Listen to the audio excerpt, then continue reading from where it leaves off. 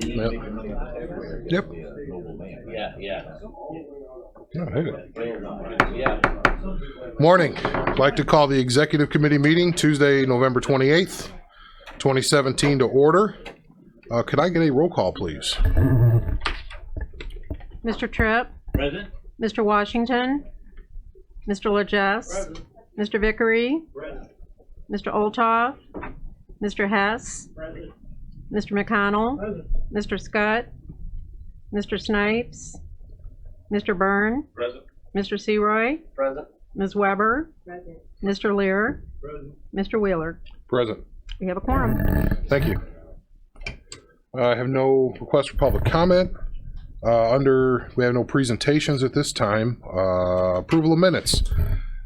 We do have October 24th, 2017 as the minutes we're going to approve today. The others are shortly following, so we are going to be caught up for the end of the year for the backlog. So great work with everybody involved.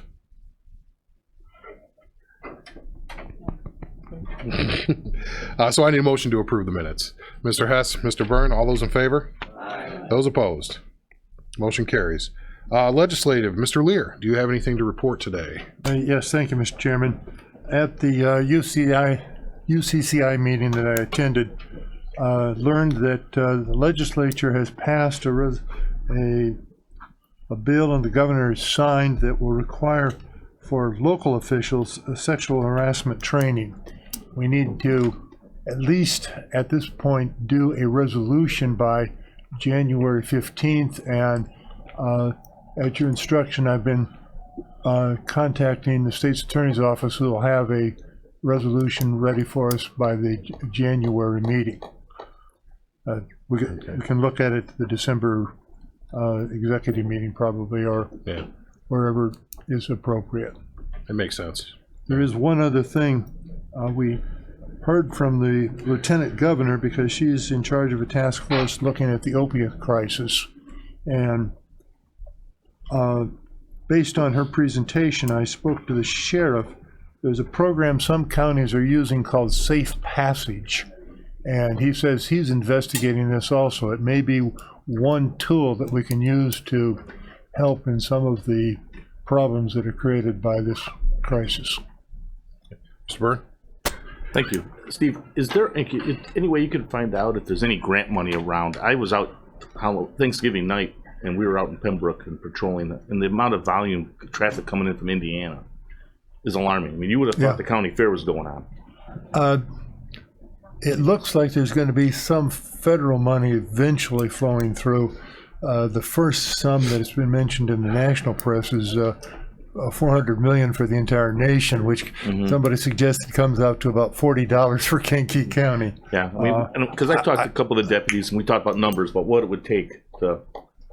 It would be reasonable money in the grand scheme. When you have, we're stretched as we are with staffing and finances. I think it's hard to. Grants are probably something that may come down the pipeline, but at this point they don't exist, other than that one amount that would really not be significant for our county. Yeah, a couple of years ago I reached out and no doors opened up from the Robin Kelly's office, Toy Hut. No one wants to talk. Yeah. All right, thank you. That's all I have. Did you have something, Mr. Vicker? Yeah, just a comment. Many years, 7 or 8 years ago, we had some grants from the state of Illinois, and we directed those to Pembroke, and we staffed 3 police officers out in that area, covering all shifts. But when the grant sunsetted and came to an end, we couldn't get any help on that. So that came to an end because of money. Okay. Sadly, what all comes down to. Thank you. And I will say that's one of the reasons that I sought out and joined in on the class action lawsuit against the opioid manufacturers, because there's not only the cost we see in the coroner's office and on the courts and the criminal justice system as a whole, but it's also on the looking forward. You know, not the cost we've already paid, it's what we're going to pay going forward. To me, this is almost just interstate drug task force type situation with Indiana, between the counties, Lake, Newton, Indiana and Illinois State Police, because like you said, it's the heroin highway out there, coming back and forth between those communities and even going out towards the west as well. So we have some issues, and nothing's free, as they say. You've got to be able to fund the extra presence out there to catch people. The crime bleeds back and forth across state lines as well, because people have to fund their habits somehow. So, and thanks for going on the ride, by the way. With the sheriff's police, not a lot of people do that. So, moving on, unless there's anything else for Mr. Lear. Any other questions? Okay. Information services, Mr. Duval, do you have anything?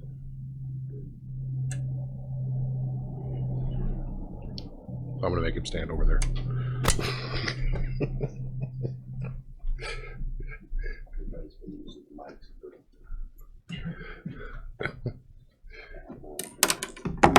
Any reprimands for the microphone? No, usage? Yeah, okay. Everything's been going fine. Well, I'm hoping that's actually what I'm talking. Okay, I'll keep it brief here. Basically, I want to see how's the sound system going in your various committees. Has it worked for you? You can hear it clear. We basically had to bypass the top because they were just too old. Couldn't figure out what it was going to happen, so we just wired everything new, put it to the side, a better quality speaker. Want to make sure upgraded some of the microphones. They look the same, but some of them are different. Any questions about that, or any problems, or? Oh, I can see you. I can hear with you without the mic on, Mr. One thing I do want to say is I felt like I may have overstressed it because I see people not touching the mic at all. That was not my intention. That was just, if you're having a problem hearing, to get it in this realm is what you need to do. Feel free to touch it. I mean, it's not going to break or anything, and move it to wherever you want to. So I hopefully I didn't make you too nervous about touch. It's just a microphone, Well, if there's no question about that, I'll move to the next topic, which is I discussed this in the department head meeting. I didn't really have a chance to speak with Andy about it, but I was going to. We just didn't have a chance to meet at first. We're going to do a 2-year ramp up of the computers, hopefully in the whole county, but in this building, definitely it's going to happen. I'm going to do it. Windows, all the machines here are Windows 7. It reaches its end of life of 2020. I'm notifying people now so people can build it into their budget. I can do it in our budget. It won't be an additional cost to you. We don't have an option. We will be on Windows 10 by that day. Part of the reason is your antivirus and the things to protect us security-wise don't mean anything if you're on an end of life, end of support software, because basically you've protected the front door, but the door is open. You will get infected. Being that we're a government agency, that leads us up to being sued. We've got insurance policies now. In fact, you can't put a claim in for something if you're not meeting the regulation that says you will have all these standard things in place. So we will be doing that, but they should not be, unless something extraordinary happens, it should not be any additional cost to you, but you should know it's a ramp up. I started actually purchasing machines this year. So for me, it's a 3-year ramp up. We're going to do some next year, and then that 19 will do it, and we should be able to handle this building. As far as the courthouse and our private or working meetings, I will discuss that with the chief judge and say, hey, here's the standard we're going to. And the same with the sheriff, because they control theirs. And we'll do the work for them. If you make it out of your funds to purchase, we'll do that. But I can't tell them what to do. I control the machines here. So I'm going to say that's what we're going to do here. I've already been working with some department heads that want to get ahead of this anyway. As far as in the courthouse, the state's attorney's already there. Probation department has already been discussing with me, and they will be there by probably January or February. In this building, Lori probably within the first 2 quarters will be there. Again, this building isn't going to be concerned. We will have it upgraded, but you just need to know that these things are going to be happening. We're doing that beforehand. They're not optional, but there's things that we need to do to make sure that we're meeting not just the basic standards, being where we should be given the responsibilities we have with the people's data. So One question, as far as the network access, is basically the division or the area of responsibility and accountability along the lines of, if you're on our network, we are going to do the upgrade. For this building. Do we not, my problem is if someone doesn't do the upgrade and it exposes a vulnerability from another department.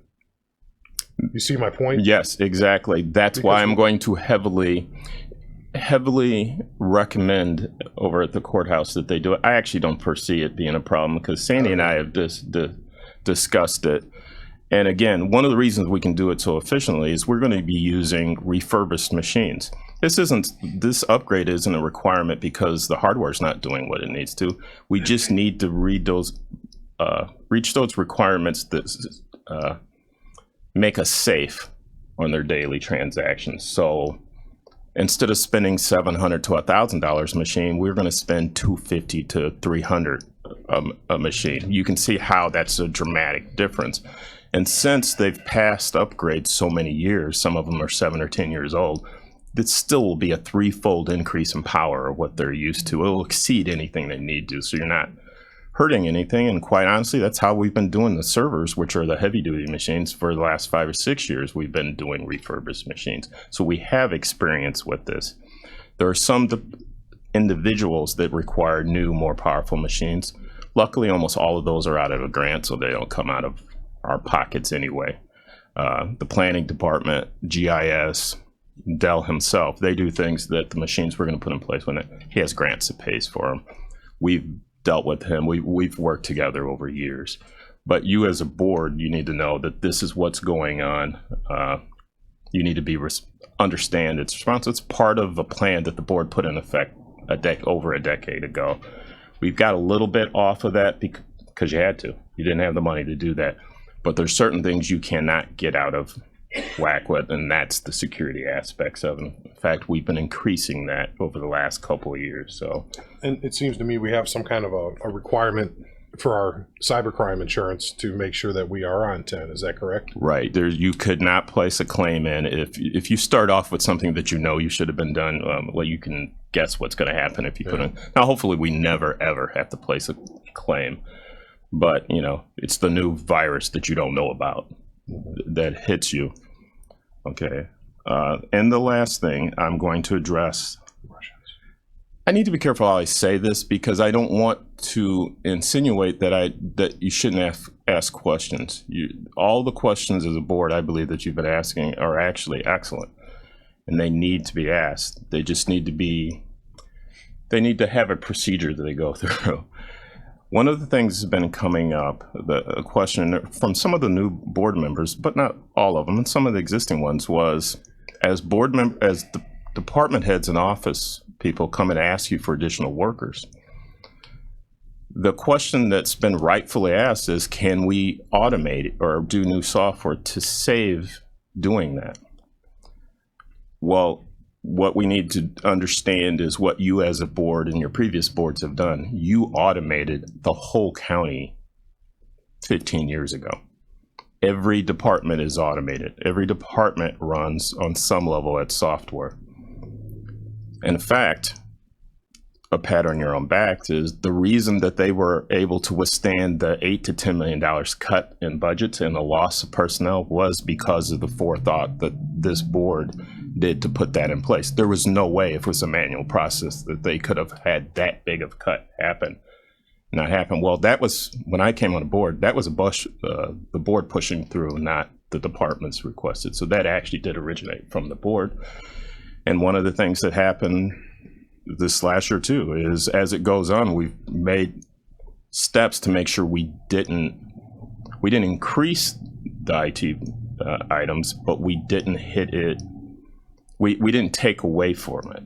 Yes, my budget went down considerably, but we really restructured how things were done. So we made departments that were using that software more responsible for the items that they were going to purchase. So that's more of a restructuring of how it's done. Didn't bother me. How you do it is up to the board. You have to reach your financial goals. But I wanted to you understand is you did put it in place to automate it. All departments are automated. So yes, that is in place, no additional software is not going to answer the specific questions that are coming up now. That's not advocating for anybody to have additional employees.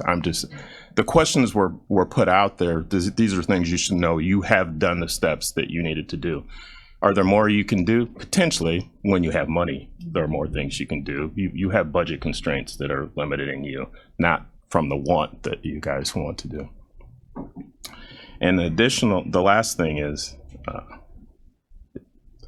some of the departments that were discussed about looking into new software, you need to be very careful of opening that can of worms. Whether it's the assessor's office or the court system or the sheriff's office, those would be the biggest items that you would have ever dealt with since you've been here. They would dwarf any union contract or anything you've dealt with. When we do the court system software, we're talking multiple millions of dollars, annual maintenance fees of $150,000, $175,000 a year. So, I'm sorry. Thank you, Mr. Chairman. And Kevin, just to hit on what you're talking about, when we go to this, when everybody's on Windows 10 in 2020, do we have any software that's not going to be supported by, that we are currently on Windows 7 we're going to have to renew because we're in Windows 10? Windows 10 has been out for 2 or 3 years. We've been testing it on all apps. The only one we haven't fully tested on is the DevNet in here. But the court system and the sheriff system is actually and have been Windows 10 compliant. It's new, but it's not the newest thing. Right. When it first comes out, no, none of them being compliant. And they're two separate issues, but you're right. They have to be addressed. You can't move to one if it breaks the other. Almost all of your employees have access to email or the internet. That's the danger. Nobody is ever breaking into your network. It's an employee clicking on something that infects the whole network. Well, you can't transact business without that, so you have to have that. But again, the questions you're asking should be asked. It's just you should ask amongst yourselves. You should definitely go through the chairman because he's more aware of, because of negotiation and discussion what's going on. And that's something that would be happening in this committee or the appropriate committee for what you're asking that question. So that I don't want anybody to not ask it, but you have done a lot already. You've done a considerable lot. You were ahead of most counties throughout the state when you moved as a board. You still are there. There are some questions coming up by the working committee over at the courthouse. That's not whether or not you automate it. They're already automated. They're talking about going to the next stage. But again, these are multi-millions of dollars. You need to be careful what you bring yourself into, because if you had to share the cost of that, do you even have the funds? Even with the sheriffs, again, these are multi-million departments. The sheriff's system runs all the major law enforcements throughout the county. So while it sounds like a cheaper option in the body, it's far more expensive than other things. So, and you have done a lot. So I'm just letting you know what you've done, what the repercussions of going down that road. And it's not the cheaper option, quite honestly, on the larger office. It's by far the more expensive option. Doesn't mean you don't consider it, but you need to have that information as you have your discussions among it. Mr. Snipes. Before I ask the question, how many people are in the IT department, or do we have? It's myself and Jason, who's sitting back there right now. At one time we had three and a half. Well, actually, prior to that, when I came in, we downsized. I believe one time there were 4 or 5. So as we've automated, we're even smaller. We're not at the level that we want to be, but nobody is. And it's not something you cry about. Everybody needs more. You just get the work done and, wait for when there's a better day. But no, we're less than we ever have. We have more computers, more systems than we ever have. But then again, you see me every time in the meeting. I don't come back and ask for more. It's just every department's got to deal with the budget that they have. We're not alone. Everybody else is having to deal with the same problems. 5th floor, there's way less people up on the 5th floor than when I started here. Maybe by half. I don't know how you guys, same with the 3rd floor. I don't know how people are getting the work done at the level of that. Partly automation. It's what's happening. So. With that question, I wanted to ask, because I understand you say that in 15 years ago, everything was automated. That was the start of it. Most of was it happened sooner. sometime than- before, okay. Not before. After that. And given the fact that maybe other departments might want to upgrade and all of that good stuff, do they check with the county's IT department before they do Yes. all of this? Since we're the sheriff's department works closely with me. Originally, all their purchases went through me. Since they now have their own funding source, that's separate. But I have more experience, so they still check with me. All the other departments, which would be 2/3 of the computers, we're the ones that implement everything. So, and it's never been a question about it. You may not see the court system, but we have regular meetings over there and they address it. They have their own funding source. Your contribution of the board to their projects is my department. We provide the labor and then they provide the funds to purchase the software. It's different than other counties, but that allowed them initially to make bigger purchases and let the money go farther. On some of the counties our size or larger, they actually have their own IT staff. That's originally when I took over, that's where we thought we were going to be at, but subsequently things happened. The things they needed, we could do for them, so long as they purchase everything. Their purchases do not come out of the general fund. When I say that, I mean the judges and the circuit clerk and the probation department. The state's attorney, our current state's attorney has been doing that either out of grants or recovered funds, I believe, from RICO or something like that. But years ago, I had to put them in there. Well, we don't have the budget to put that, but everybody's been cooperative. All departments here, they have no ability to even put it on the network and make it work in something without going. Okay, my thing was I was just making sure that they kind of check and we had a central area so that one hand doesn't know what the other hand is doing. And with that, I will say, I know that you all in IT, you having to do the work of 25 people into one, and sometimes we don't say enough, but I do appreciate the work that you do and how you have stepped up. And basically when we wanted to basically initiate a pilot of this project, you were able to come in and basically do it. So there's a lot of the cost savings that comes and the wisdom and experience that you all have. And I do want to say, I appreciate it. I'm sure the board does as well. I appreciate that. And again, I wanted you to this is more empowering you with the knowledge, the fact that you've done a lot as a board. Back 10 years ago and currently, everything that's happened here, for the most part, initiated from the board.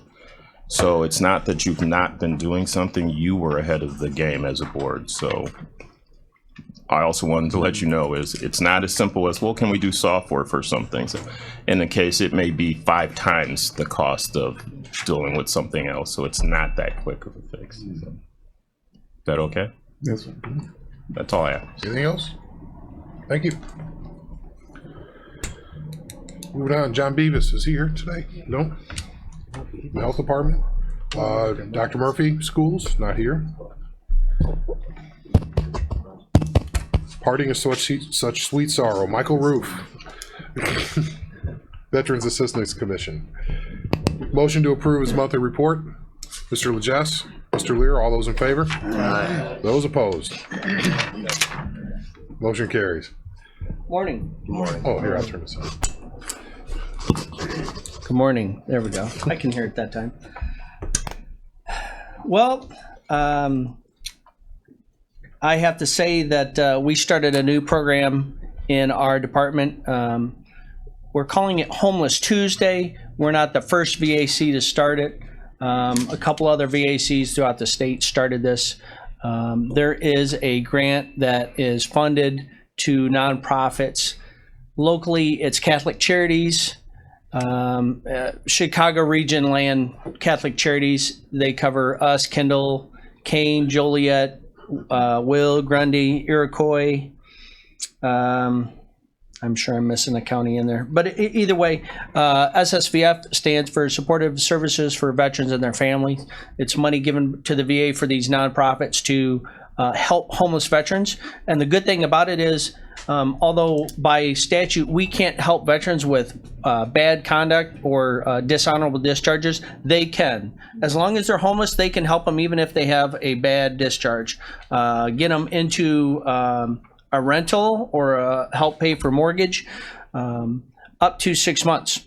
So it's a great thing, and you always hear of they're never doing enough for homeless veterans. Well, they've been throwing a lot of money to get this problem solved. So Catholic Charities comes in on Tuesdays, and so does a homeless coordinator from the VA, and they meet in our office. Thanks to having this floor and more room, we're able to bring those people in, and anybody we've identified as homeless comes through on that Tuesday, and we get all services. It's like a one-stop shop.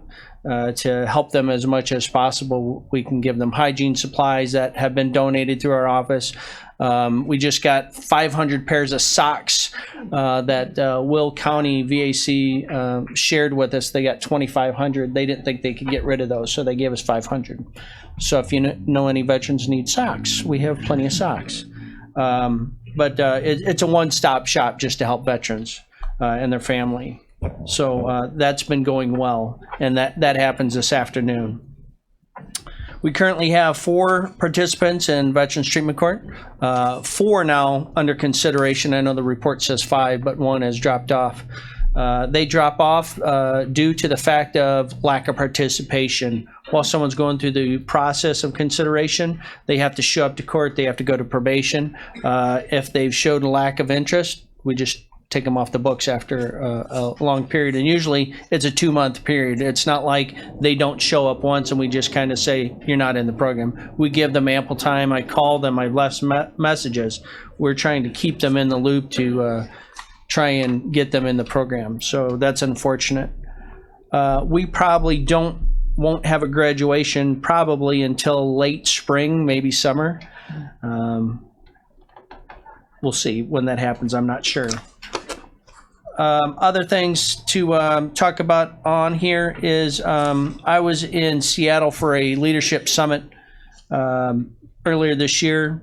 I took a tour of Microsoft. Actually, a friend that grew up here went to work for Microsoft, and he invited me for a tour, and I toured it. And I talked to someone there about what they did for veterans. Are there services? Do you employ veterans? And I found out they have a military software and systems academy where it's free to veterans. They can log in, and if they already have their A+, then they can help them with a little bit more training, and they guarantee an interview with Microsoft and their partner systems throughout the United States. So I'm working on that actually still for here before I leave. I don't think I'll get it in place, but I'm going to leave all the contacts and all the information to move that on. Will County actually has a program to where if you have little to no computer skills, and I don't know how long their program is, but you get a free laptop and they provide the space. Someone comes in and trains them to get them, what is it, Kevin, CompTIA certified, something like that, A+ certified. Basically to get a job. It's an entry-level computer person to get a job. No cost to the veteran, but it's just trying to get them re-skilled and get them re-employed because there's so many unemployed veterans out there. So, anybody have any questions? Any questions? Microsoft Software and Systems Academy. Yeah, it's on the handout. Do we have anything local here? The audience, yeah. No, nothing local, but there is one of their places in Chicago. That's close. Yep, that's close enough. Someone could commute or move there. Okay. Not everybody wants to leave the community, though. That's okay. So with that said, this is my last meeting. If you don't know, I took a position in Grand Traverse City, Michigan.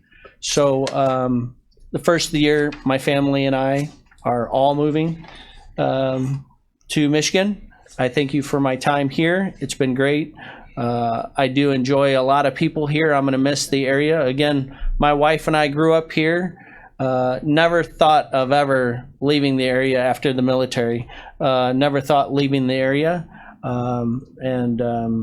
I actually, when I interviewed for this job that I'm currently in, I said that, I would love the opportunity to help fellow veterans that were in my position, because if you don't know the story, when I was 19, I utilized the services of the VAC. I had my first kid, I was married, lost my job due to an accident, and I didn't have any way to pay bills. And I went down to unemployment to get a job, and the guy says, well, if we can't find you a job, what are we going to do? I said, that's a great question. Can I work somewhere for cash or something to get money quickly? I have rent. I have a little kid. I have this. He said, well, go down to this VAC down the street. They're going to help you with a rent or something. So I went down there and talked to Mr. Campbell, who was there at the time. They paid 1 month's rent, paid some utilities, and gave me a voucher. I went and got groceries, and then I found a job 2 weeks later, and I never needed it after that. So I'm kind of a product of that office, and it was great that I utilized it. And then to come full circle and then run it. So when I had hired, I told them it'd be a great honor to do that. And it has been. And, for me, it's been great to take the office from what it was to what it is today. The partnership with helping the county move us up here to be part of the family. It was a huge upgrade, and it helps with the services that we're going to be able to provide. Starting treatment, the Veterans Treatment Court with Judge Winsman, and getting that off the ground. I have no doubt that I'm just a cog in the many parts to keep that going. Myself and Karen, my assistant, are the only two founding members left on the Veterans Treatment Court. Everybody else has been swapped out with appointments or elected officials. And it's been going seamless. So once they swap me out, it'll still remain the same. I'm sure everybody will be strong. Judge Kramer and the team's have been doing great. I have no worries about that at all. As for my replacement, those interviews are happening the end of this week. We hopefully are able to announce my replacement next week and get that person started by the middle of December, and I can help train them for a couple weeks before I head out of town. With that said, thank you very much. Mr. McConnell? I'm sure I speak for the entire board and our entire county board that we thank you for your services, and it's a testimony to your leadership that this is going to be a seamless, quote unquote, seamless change, and especially the Veterans Court. Having been to most of them, it is one of the finest things that I have seen that our county has done, and it's because of your leadership and Judge Wedelman that happens. But I'm sure as a county, I know that we're going to miss you. I've known you since you were a little guy, Yeah. and you've done a super job. We thank you for what you've done. Thank you.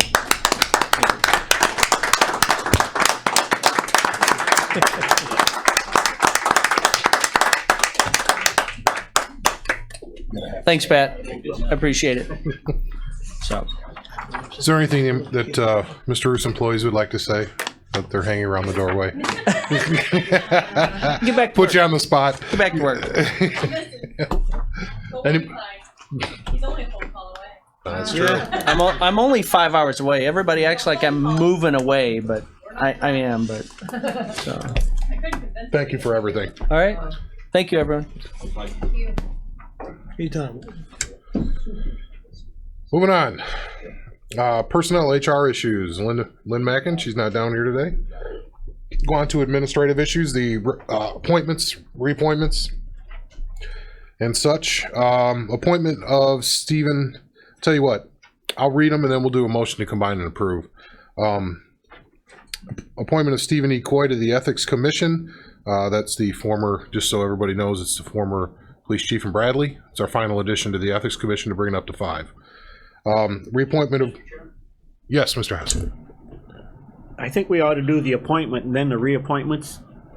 Do it separate? Do it separate. I'll Sure. make a motion to appoint Mr. Coy. Okay, I have a motion. Second, Mr. Legess. Any comments? All those in favor? Aye. Those opposed? Motion carries.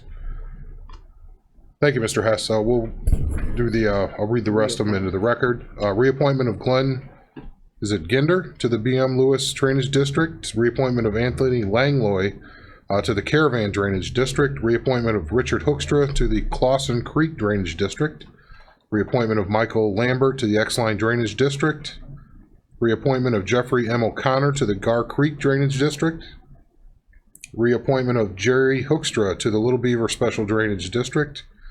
Reappointment of Richard Hansen to the Minnie Creek Drainage District. Reappointment of John Keir to the Rockville Drainage District number 1. Reappointment of Ronald Beaver to the Rockville Drainage District number 1. Reappointment of Brent Langman to the Snake Creek Drainage District. Reappointment of Larry Larriger to the Union Drainage District number 2. Even French. Reappointment of Edward Van Drunen to the Union Drainage District number 2. Reappointment of James L. Lamott to the Sheriff's Merit Commission. And reappointment of Jerry Hewitt to the Sheriff's Merit Commission. So a motion to combine and approve. Mr. Lear, Mr. Tripp, Mr. Chairman, Mr. Lear. I did not hear you say reappointment of Dwayne Ferris. I will include then reappointment of Dwayne Ferris to the McGilvery Drainage District. Thanks for catching that. So do you still make the motion? Yes. Okay, still have a second? All those in favor? Aye. Those opposed? Motion carries. Under openings, I have 1 opening on the Kankakee County Board of Health, 2 openings on the Kankakee County Regional Planning Commission, ongoing, should I say. Those are 2 longstanding appointments. If anybody knows anybody, please send them my direction. That you think would be good serving on that committee. Mr. Lejess. The one opening on the County Board of Health, is that That's ours. any specifier, or is that just at It's large? just at large. Doesn't have to be a dentist or? Nope, we found that. Yep. It took us a while on that one, too. Yeah, I know, that Yeah. was like pulling teeth. Yeah, I know. Yeah, I remember that one. Killing me small. No. So yeah, that was just Oh, I'm on wide camera. open. 6 openings on the Board of Examiners and Appeals. We've sent out letters for reappointment on those, or in engineer, architect, commercial contractor, residential contractor, electrician, and plumber. 1 opening on the Joe Bennis Drainage District, 1 opening on the Mantino Drainage District number 3, 1 opening on the Mantino number 9 Drainage District, and 1 opening on the Yellowhead Washington Union Drainage District number 2. It's drainage district season. So other business, starting off, the Convention and Visitors Bureau IGA agreement. Just for explanation purposes, oh geez, it must have been about 10 months ago. It seems like, right after a couple months in office. So we were approached by the Convention and Visitors Bureau to to amend the intergovernmental agreement, or actually redo the intergovernmental agreement when it expired, to allow for IMRF to be offered to their employees.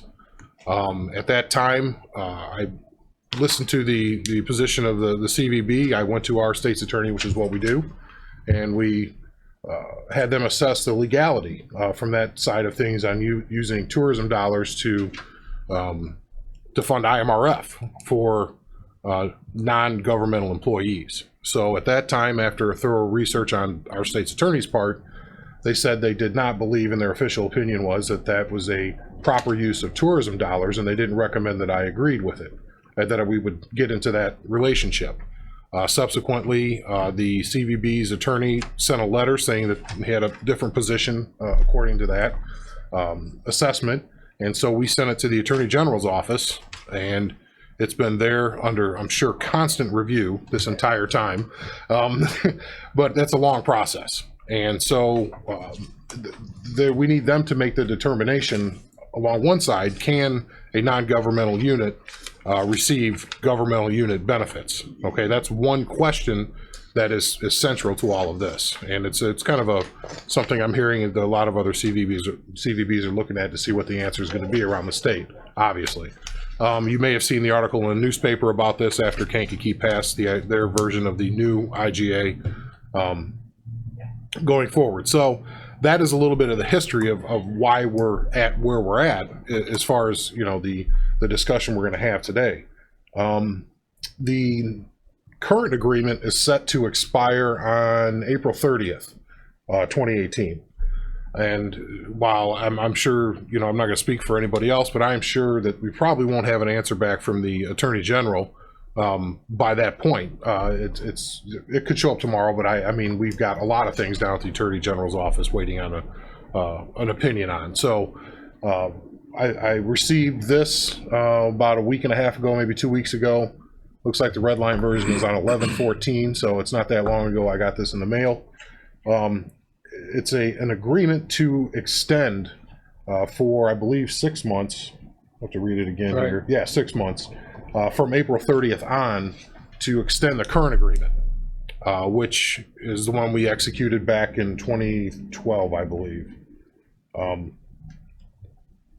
Yeah, I could read it, but it was either 2012 or 2013. I can't. We did amend it, so I can't remember the exact date when we changed the percentage. So the conversation that I guess I wanted to have with the executive committee, because this is your purview for the entire county board and our committee system here in form of government, is we're looking at a couple of different issues. First of all, do we want to extend the agreement and wait while waiting for the Attorney General to make their decision on whether this is an appropriate use of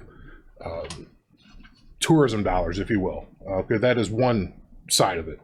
The other question is does this board and this committee specifically believe that we want to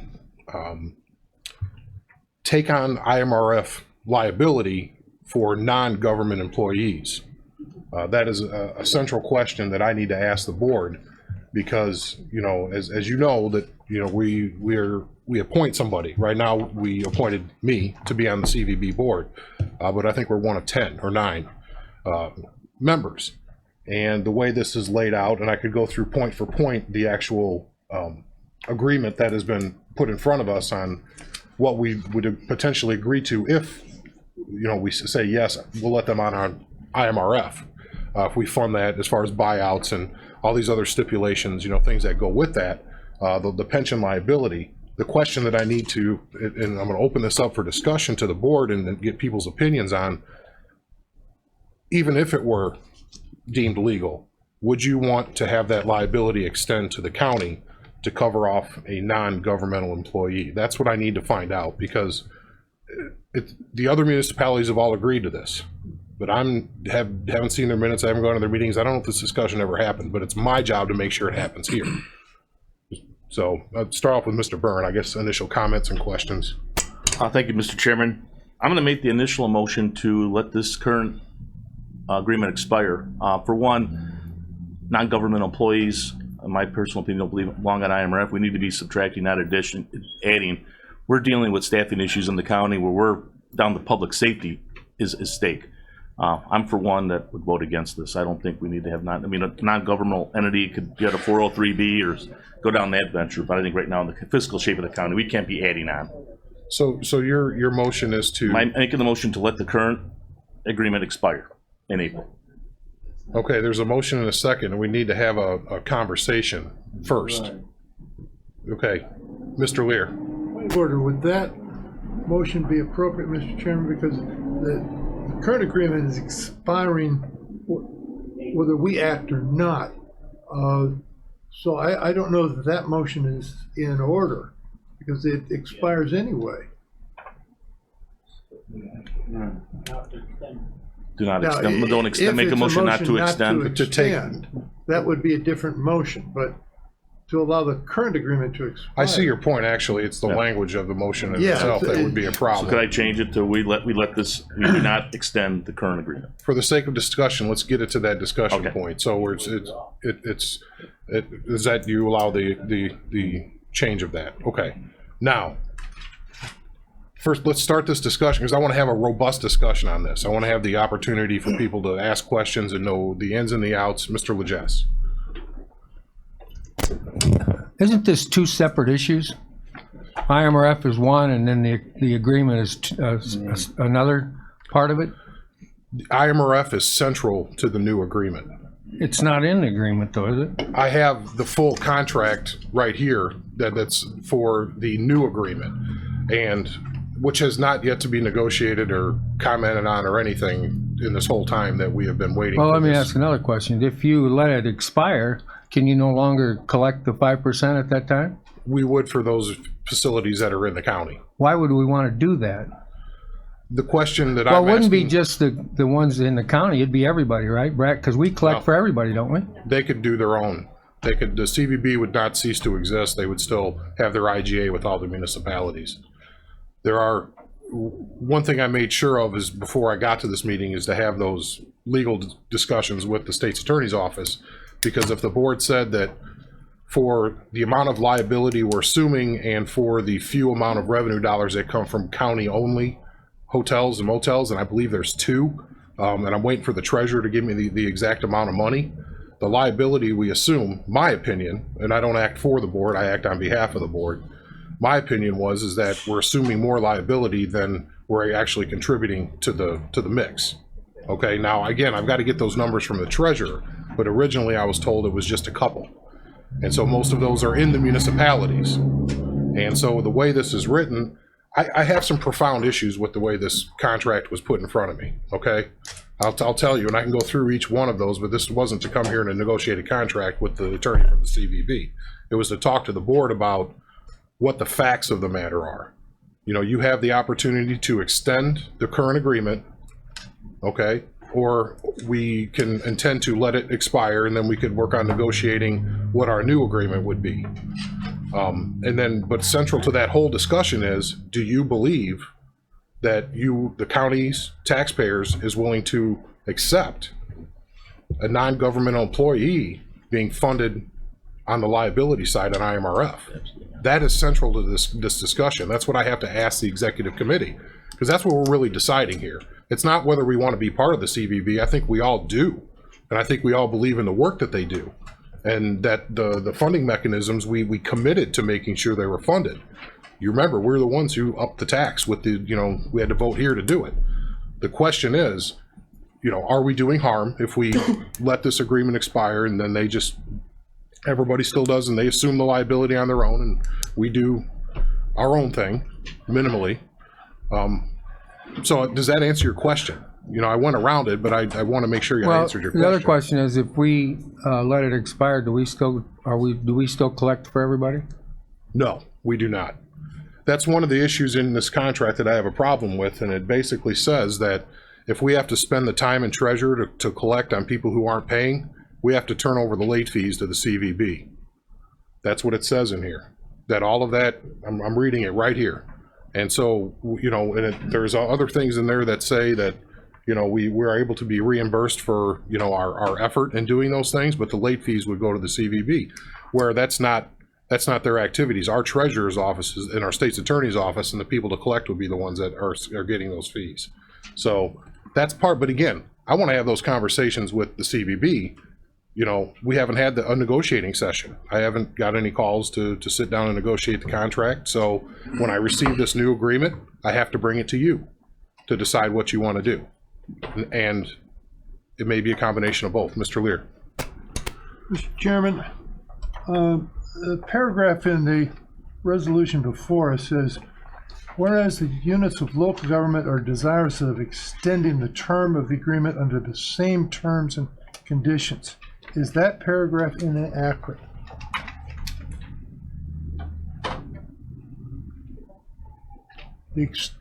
As I read that paragraph, it says the extension has the same terms as agreement as the old agreement. Exactly. That's exactly it. Do we want to extend the old agreement for 6 months after April 30th, 2018? So that's why I'm sympathetic to Mr. Legessa's opinion that the extension is a separate agreement from the IMRF discussion. Right, we have 2 agreements, but if this committee does not believe that we should be part of the IMRF in any event, why would we extend the agreement at all?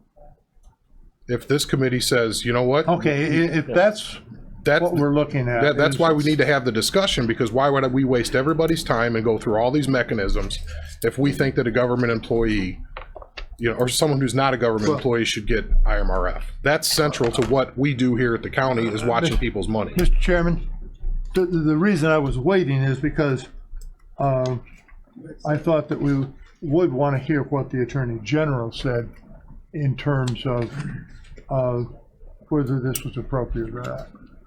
So that's why and again, I actually, I do appreciate that, and that would be, you can vote that way, and I'm not saying that you shouldn't or whatever else.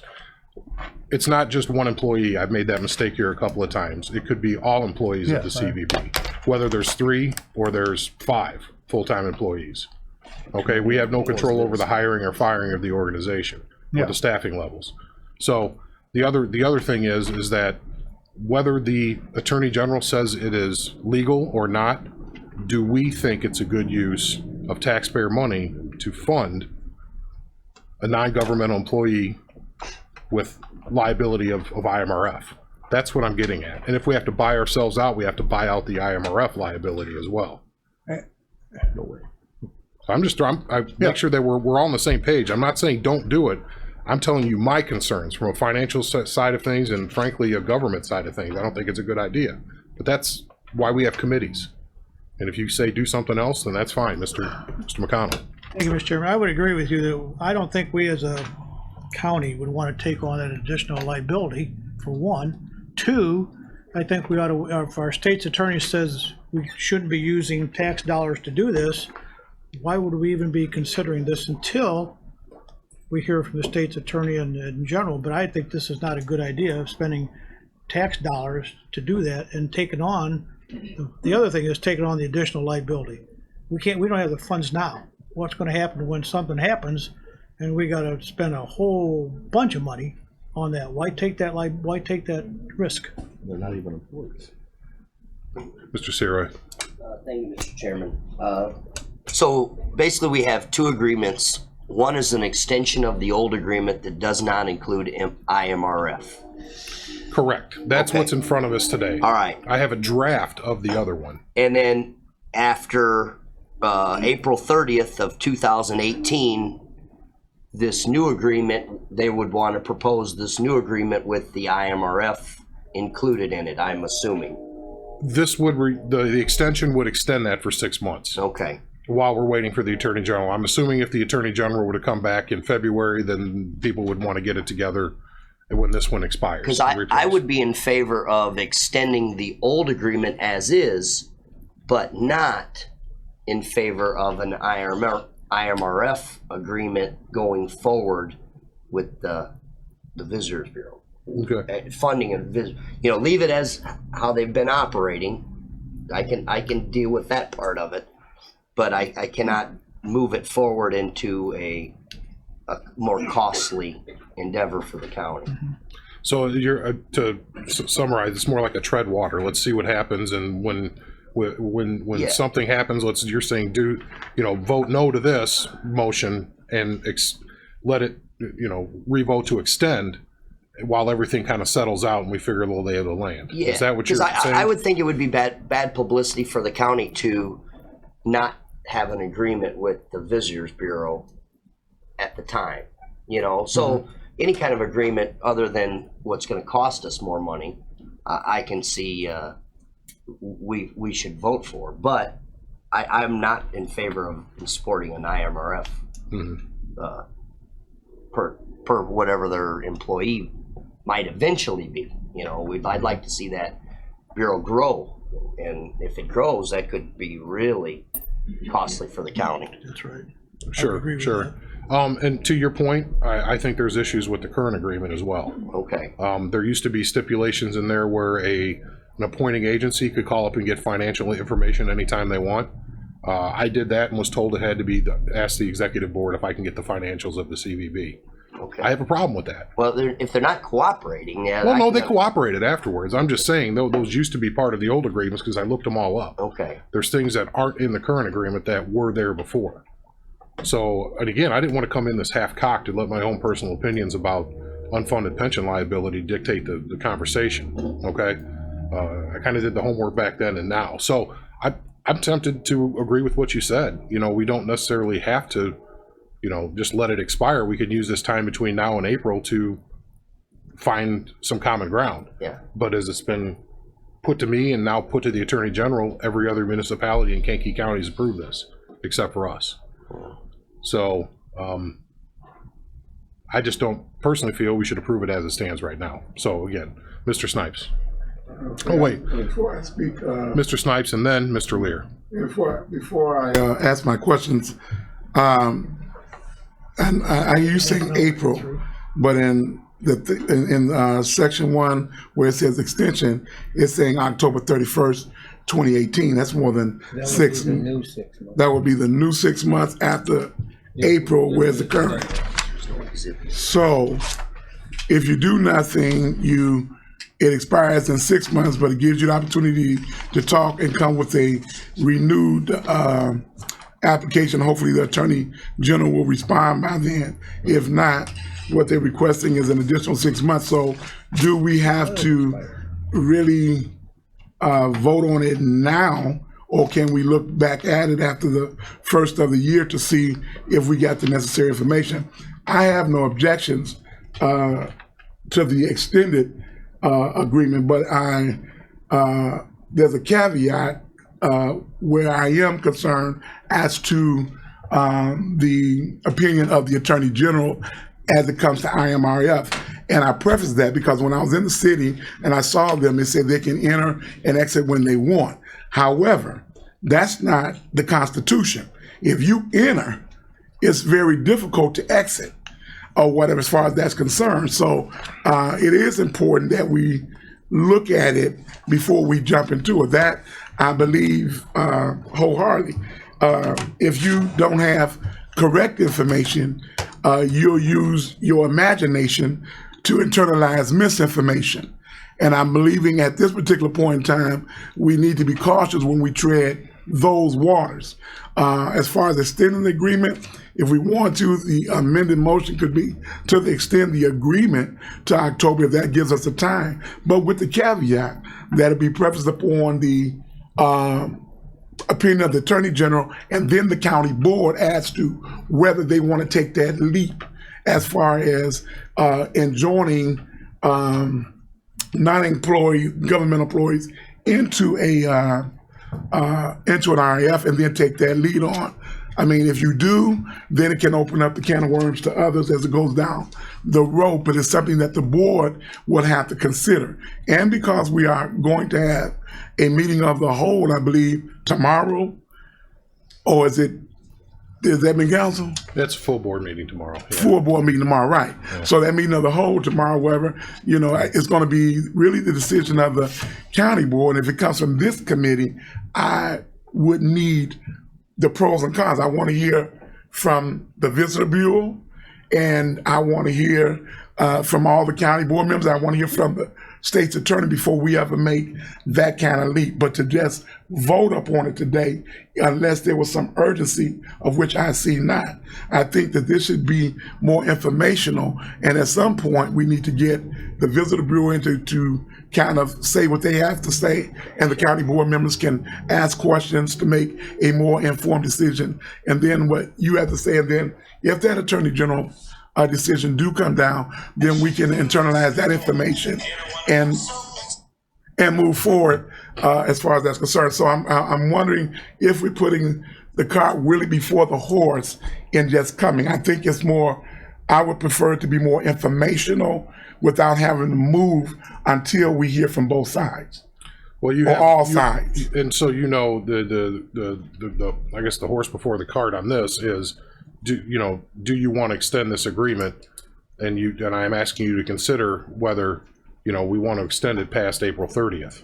And part of that decision-making process says, even if we do extend it, would you ever accept a non-governmental employee on our RF liability?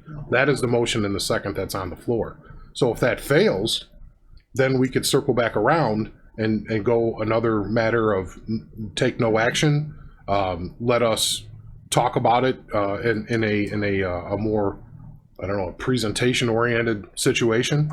But I think it's entirely relevant to have this conversation at the executive committee about pension liability. Right, I agree as far as the right to have a conversation. But this was put to me to execute, and to put in front of the board. So I'm doing that now under this auspice. And we can, it doesn't mean that we're still in an agreement till April 30th. Right, so I'm gonna say, You know. there's no rush then, is what I'm saying. And I don't know that there's a rush to have the conversation. So we can move it on to the next executive in January, as far as making a decision after we kind of get some information, have some conversation on both sides of the aisle, along with the Attorney General, is what I'm trying. I would caution you that your advisor, the state's attorney, has already weighed in on this. Yeah. Right, but he's waiting on the Attorney General's opinion. No, he's not, actually. They had an opinion that they believe this is not legal to do it this way. Oh, so that's their what we don't opinion. have. And so on behalf of the CVB, we're taking it to the next level to get clarification from the Attorney General's office to get a more of a final decision. There's a difference of opinion. Your Right. advisor has said, we don't think that this is appropriate. And that's our legal opinion of, 6 civil attorneys and the state's attorney. So that is the way this all shook out. I just didn't act arbitrarily. I sent it up and said, can we even do this? Right. The answer came back as no. There's a differing opinion from the CVB. So that's why we're giving the respect to that organization and to the board to say, well, let's send it on to see what the Attorney General has to say as the arbiter of these kind of things. Then we're back to the point of, even if they say it is legit and you can do it, should we? Right. That's an overarching question that I'm asking this committee right now. So, and so from that, I hope that answers that question. I do got to get to people for first people though. Mr. Vickery, you had something? Yeah. Sorry about the delay. Thank you, Mr. Chairman. I'm not prepared to vote on this. The IMRF has a bevy of lawyers, and we need to ask them also. The Attorney General, the IMRF board, and our state's attorney. And I don't see any need to address this issue in a vote until like January, as Mr. Snipes brought up. I think we gather some more information, hash this around. I'd like to study that agreement. And not only that, but I think that we could have you negotiate with them to absolve the issues that we have in a new agreement. There's issues in the present agreement that we may not want to extend. And then there's issues on the IMRF, and we have until April. I like Mr. Snipes said, I would like to kick this can down the road to January and do some more, get some more information. I'm not prepared to vote on this at this point. I need more information to vote on this. Okay. I'm a supporter of the CVB, but I know that we cannot extend that IMRF if we have opinions against that. So, and the tax liability, that's a big issue. Thank you. You're welcome. Mr. Lear and Mr. Legess, second. I'll make a motion to table this to the January Executive Committee meeting. Second. We have a motion to table. Mr. Lear, second. Second. Mr. Snipes. Voice. We have some discussion. Yeah, we can have Table is discussion on the debate. table. Actually, Mr. Lear, can I get a point of clarification? Yes. Can you have discussion on a table motion? No. It has to go right to the vote. The To the motion to vote. table is not debatable. That's what I thought. It just goes right to a Let vote. me ask you a question. After this vote, can we talk about anything at all? We're still on Yeah. the topic? Yeah, well, we can talk on the topic. We just can take no action after this can't point. take no Yeah. action. Roll call vote, please.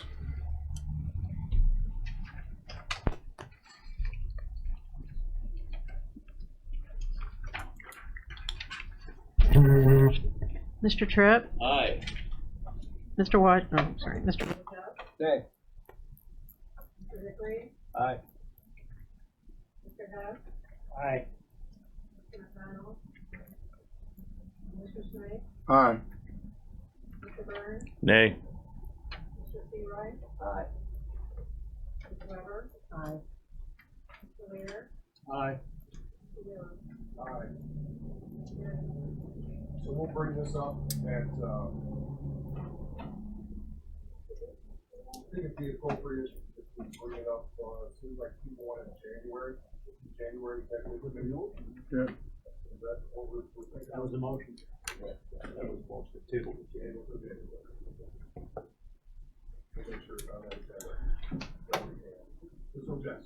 Yeah, since we're looking for information and answers, can we have the Visitors Bureau speak, or? Well, I think they have some answers. Huh?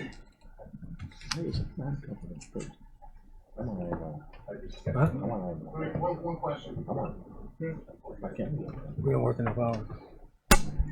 Thank you, Andy. Are anyone at the Convention Bureau, are they under our direction, or do we have any control over the employees? When it went to the Bradley board? Okay, well, I'm reading the IMRF. If we do not have control over the employees, I don't think we should be responsible for their IMRF. It's right in, if you read their definition of codes, if they're not an employee of ours, I don't know how we can be responsible for their IMRF. So I don't think we should take that on in any way. So. That was more the direction of this discussion. The other part of it was I didn't want to leave the CUB hanging out waiting for a time where we philosophically. Your mic's not working. Your mic? Sorry. Freudian. The question that, before here was, even if, do we philosophically believe that we should be taking on that pension liability? And so down the road, we will have that other discussion on extending the agreement. But I thought, again, we had to have that discussion here because all of that other would be moot if we didn't agree as an executive committee that a non-county employee could receive county IMRF liability. Does that make sense? We have to talk about that. So, and again, if we're just pushing it till January, we can. That's fine. I'm the will of the committee. So please go ahead. Thank you. I want to thank you all for taking the time to have this discussion. As the director of the CVB, I did want to say thank you for the comments of support of what we do. And certainly with the representative on the board, being your chairman, we're working for the betterment of the entire county, not just the 2 employees that would be eligible. What I do want to say is that the request for this conversation was sent to Mr. Wheeler for the extension. So I do agree, and I am an advocate for tabling the discussion for the IMRF because I do believe those are 2 separate functions. The progress and the success of the CVB is certainly in the favor of everyone who lives and works in this community. The timeline from my perspective is that Mr. Wheeler did request the financials for our organization. I requested approval from our executive committee because they have the financial oversight for the board. As the director, I would think that would be the way the process should work. And he was provided those 3 years audits within 2 days with a request for professional courtesy not to share the information with outside folks who weren't on our board because it's important that we are working towards the same goal when we're all at the table. The new IGA that included the request to apply for IMRF was sent to Mr. Wheeler, who then discussed it with the state's attorney, as he said, and was sent to the Attorney General. We were informed that it went to the Attorney General without having a conversation. We did request to have the conversation, and certainly I know it's your right as any organization to make sure that it is legal, but we would very much welcome the opportunity to have this discussion. So with that, I'd like to let Mr. Kankar, the attorney who represents the CVB, kind of discuss a little bit more at length about the process in general. Thank you, Chairman, board members. And to address one of your concerns, yes, I'm familiar with the IMRF. I am professional friends with the general counsel there. I did have a conversation with her before the intergovernmental agreement was drafted. I don't think there's any question that as an instrumentality, the CVB being a not-for-profit can receive IMRF. That's not a question. That's absolutely legal. It's in the statute. The question, I believe, the Attorney General question was whether the hotel revenue funds could be used for that purpose. And I'm of the opinion that they can be. If they can be used for salaries, then certainly they can be used for benefits. But I appreciate the ASA's contrary opinion, and of course that's what the Attorney General is chiming in. Now, as far as the liability, I want to say that this has gone through 5 municipalities, gone through 5 different lawyers, and it's changed since it was initially been proposed, and it's changed for the better, I believe. Part of that is that we've decreased the I don't know, the chance, if we can call it that there would be any subsequent liability on behalf of the units of local government to nearly zero. And by that I mean, one, we are going to set up a funding in advance with hotel revenue. 6 months of IMRF payments in advance have to be provided in a separate trust account to go towards their payments. Second, we set up an intercept where any unit of local government can request the county to take the hotel revenues and put it towards the IMRF, not give it to us, in the event that we're behind or run the risk of not paying that. Third, we have the liability itself is going to be funded from hotel tax revenue completely. And only if there's zero hotel tax revenue can any liability be gone to the other units of local government. And at that point, and on only that point, your liability is based on the amount of hotel tax revenue that's collected within the unincorporated areas, right? So that amounts to 2.97%. Now that is actually reduced under the adjusted formula I provided for in the agreement because Bourbonnais doesn't actually have any hotels in there. So if we're looking at the actual numbers that we're talking about, assuming there was no hotel tax revenue at all, your liability would be $29 per month. That's it.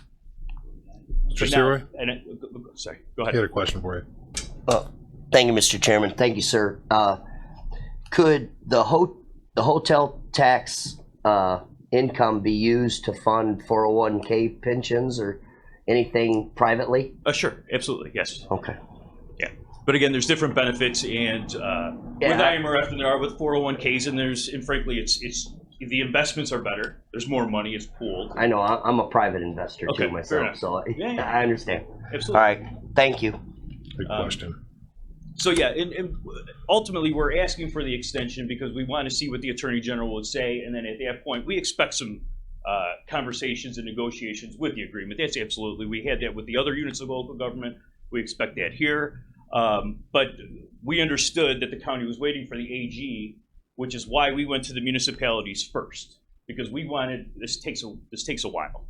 We started this process back in, I believe, March. And only now are we getting to the county. So, and that is also the reason why we sent the extension over so soon. Yeah, it could wait till April, but it takes a while to get through all these units of local government to approve that. So I have no problem waiting until January, but it does take a while to get through everybody. So, Mr. Vickery. To clarify the IMRF agreement, I would suggest that we have a written opinion from IMRF that this is okay. Thank you. and I can actually request that, Chairman, if you want. I have no problem. Well, yeah. Yeah, That'd be that's fine. part. Yeah, we need that as part of the discussion in January. Okay. Yeah.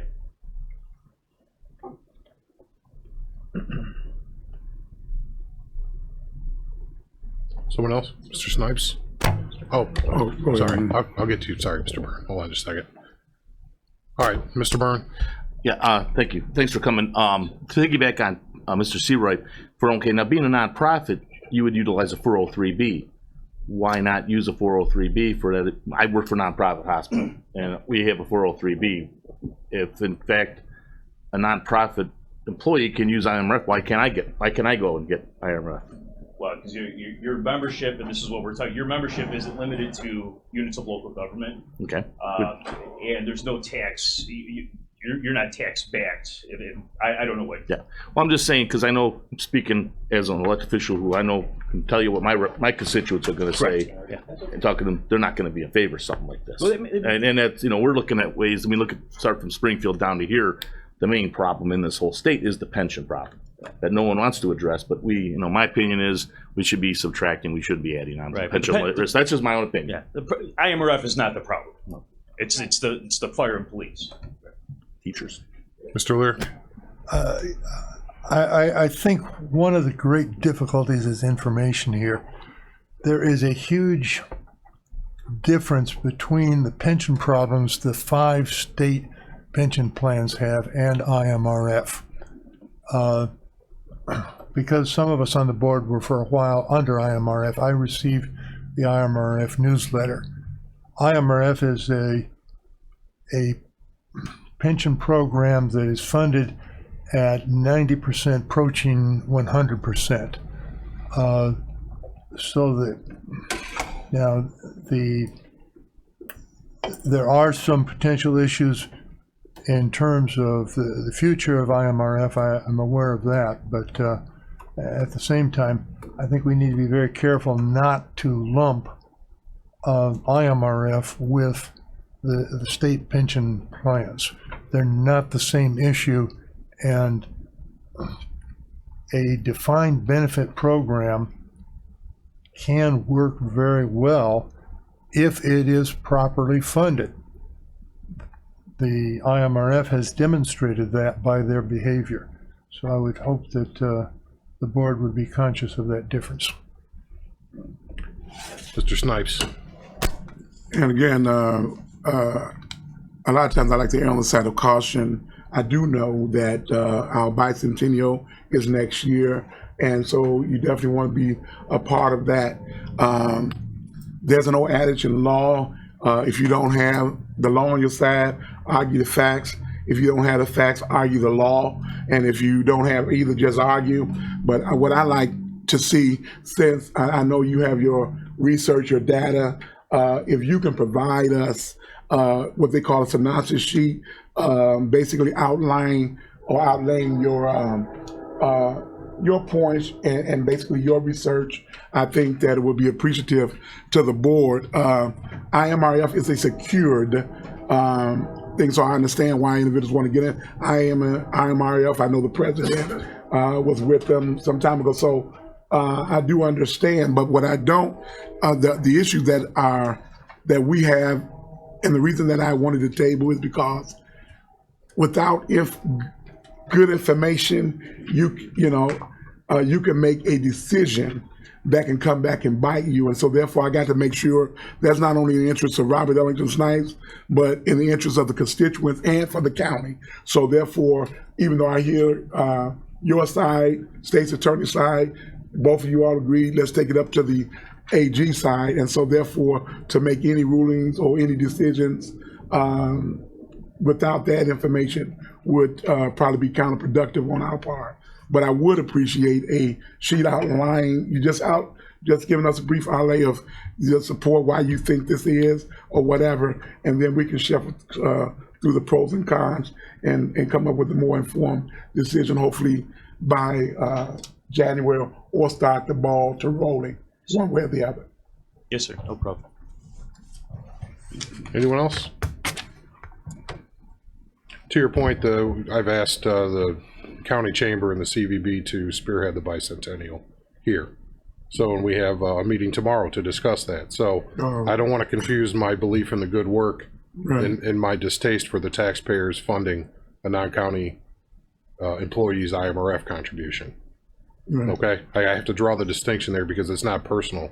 It's more the facts of the matter are, do we want to be that governmental unit that goes back to the taxpayers once again to fund a pension system, especially for a non-government employee?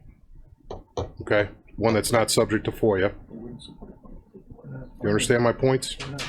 Okay, we'll talk about it later, I guess. Moving on. Thank you. Thank you, Chairman. Thank you, Gordon.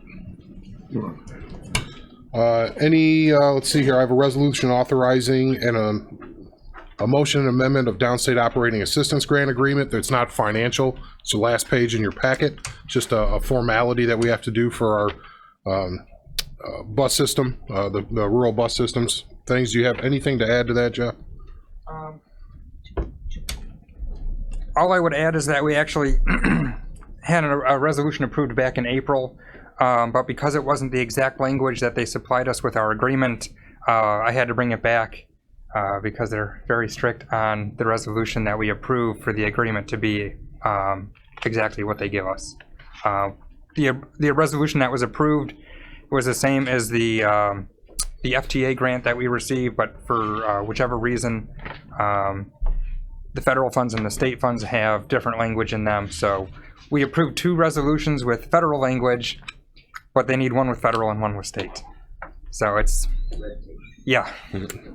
And so there was a Scrivener's error on the agenda. Instead of the word executive, it just is authorizing the motion and amendment. If you read the title, and I should probably read that into the record since there is a Scrivener's error. Hold on just a second, please.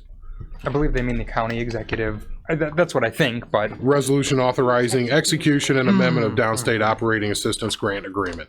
So that's the way the resolution should read. Motion. Mr. Seroy, second. Mr. Vickery, all those in favor? Aye. Those against? Motion carries. And no information, any old business? thank you. Mr. Vickery? Yes. Jeff, can you explain that, what its purpose is? Is this a show bus thing or? Yes. Yes. Okay, all right, thank you. Yep. Okay.